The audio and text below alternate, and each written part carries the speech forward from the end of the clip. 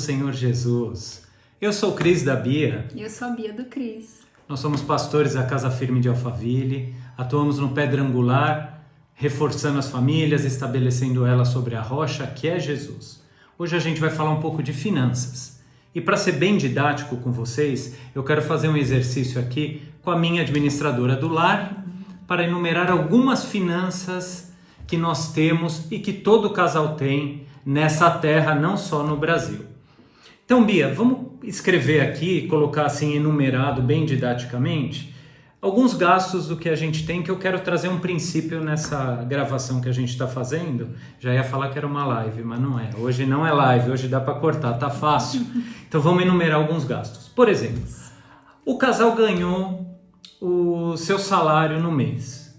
Então, o que eles têm de gasto, por exemplo? Vamos lá. Por que a gente está fazendo isso? A gente está fazendo isso por causa do planejamento das finanças da família. Exatamente. Tudo na vida é um planejamento. Você tem que sempre planejar para saber aonde você quer chegar. O planejamento ele exige um esforço inicial e depois desse esforço inicial, você já vai ter muito claro aonde você vai querer chegar. Até a gente estuda nas faculdades e universidades o ciclo PDCA, por exemplo, que você sempre planeja antes para depois você tomar a sua ação.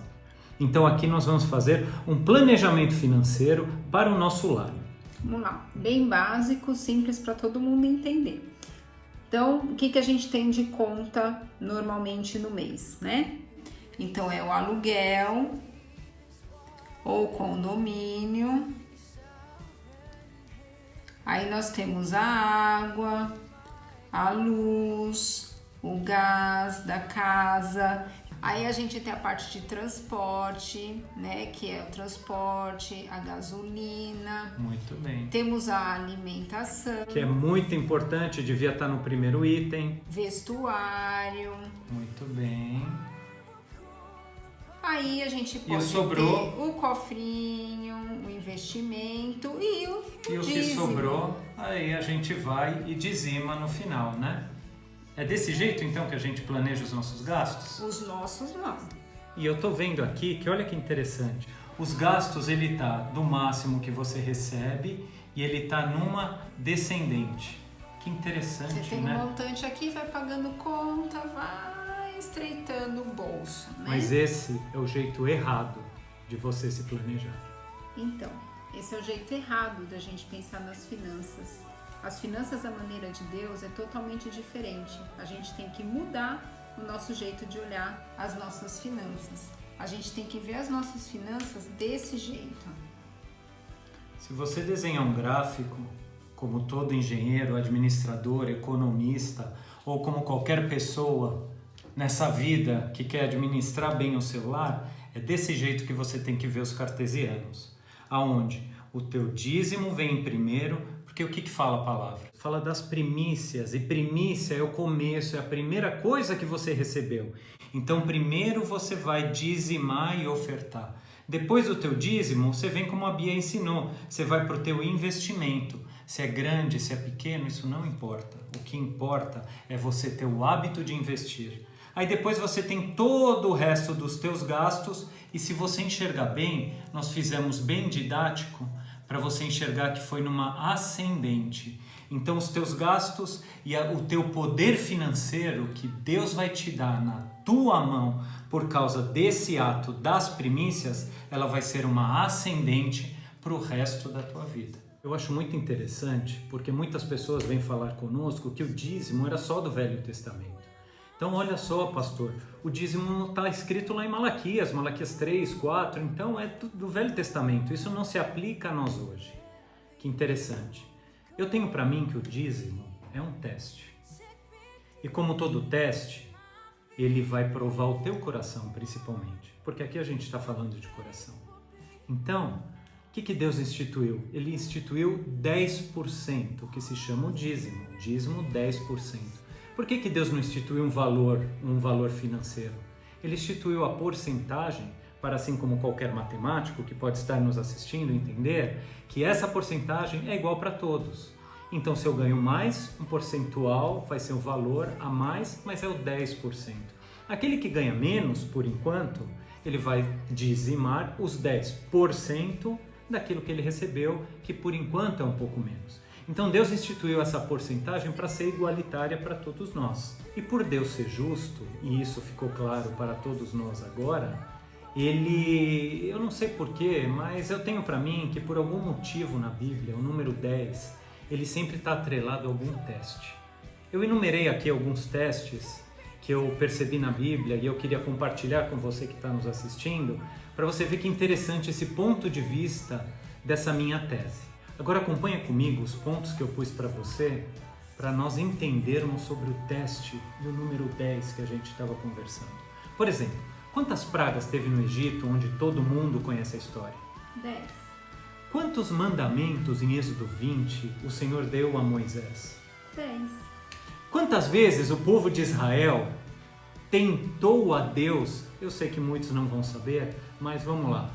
Quantas vezes o povo de Israel tentou a Deus no deserto? 10 vezes.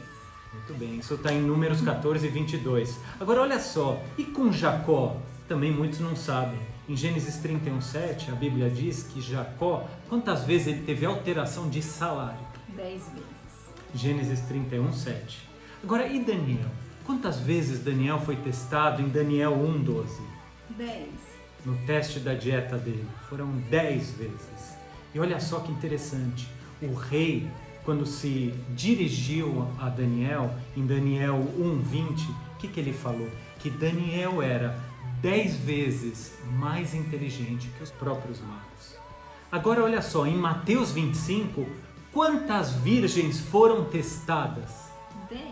Em Apocalipse 2:10, o que Jesus fala ao anjo da igreja de Esmirna? Quantos dias de tribulação eles iam sofrer? 10 dias. Mas olha que interessante, esse teste que o rei nos deixou muito bem escrito é um teste de duas vias. Ele está testando o coração dos homens para também nós termos a possibilidade de testar a Deus. Deus que é justo, Deus que é puro, Deus que é cumpridor. Então, quando nós estamos sendo testados nessa parte de dízimos e ofertas, Deus nos dá o direito de nós testarmos a Ele, porque Ele é galardoador. Ele quer abrir as janelas do céu para você, Ele quer te abençoar, Ele quer te abençoar ricamente, Ele quer abençoar as tuas finanças, Ele quer abençoar a tua família. Então isso se transformou num teste de duas vias, onde Ele testando o nosso coração, testando o coração do homem, com míseros 10%, Ele está nos dando a possibilidade de testar Ele e saber que Ele nos galardoará tudo e de sobremaneira. E olha que interessante que fala em Malaquias. Em Malaquias 3:10, trazei todos os dízimos à casa do tesouro, para que haja mantimento na minha casa. E provai-me nisso, diz o Senhor, dos exércitos, se eu não vos abrir as janelas do céu, não derramar sobre vós bênção sem medida. Aí está as duas vias, onde Ele testa o nosso coração e nós vamos provar Ele. Agora pare para pensar só um momento. Imagina você dizimando com 90% que sobrou no teu bolso de dinheiro e com as bênçãos de Deus, aonde você vai chegar? Você vai chegar muito longe, você vai chegar muito mais longe do que aqueles que guardam 100% no seu próprio bolso para gastar sem a bênção de Deus. Aonde será que eles gastam? Com a bênção de Deus, você tem anjos que passam e jogam uma bênção de repente pela tua janela. É um negócio que vai se abrir, é uma promoção que se abriu de alguma coisa que você está querendo há muito tempo. 90% na nossa mão, com a bênção de... Não, deixa eu corrigir isso. Com a bênção de Deus e 90% na nossa mão, a gente chega muito mais longe do que qualquer ser humano achando que tem o 100% na mão, que na verdade ele não tem. Agora vamos ser um pouco racional. Vamos pensar um pouco friamente e matematicamente. Você acha que é justo? Você acha que faz sentido o Rei dos Reis, Senhor dos Senhores, pedir 10% para um ser humaninho, pequenininho, que é volátil, que é sensível, e a troco disso Ele dá a vida do seu próprio filho? Você acha que faz sentido Deus fazer a troca do Filho real dele morrer na cruz do Calvário e te pedir 10%? Isso não faz nenhum sentido. Por isso o dízimo é um teste para você. Deus te abençoe. Deus te abençoe. Deus te abençoe. Tchau.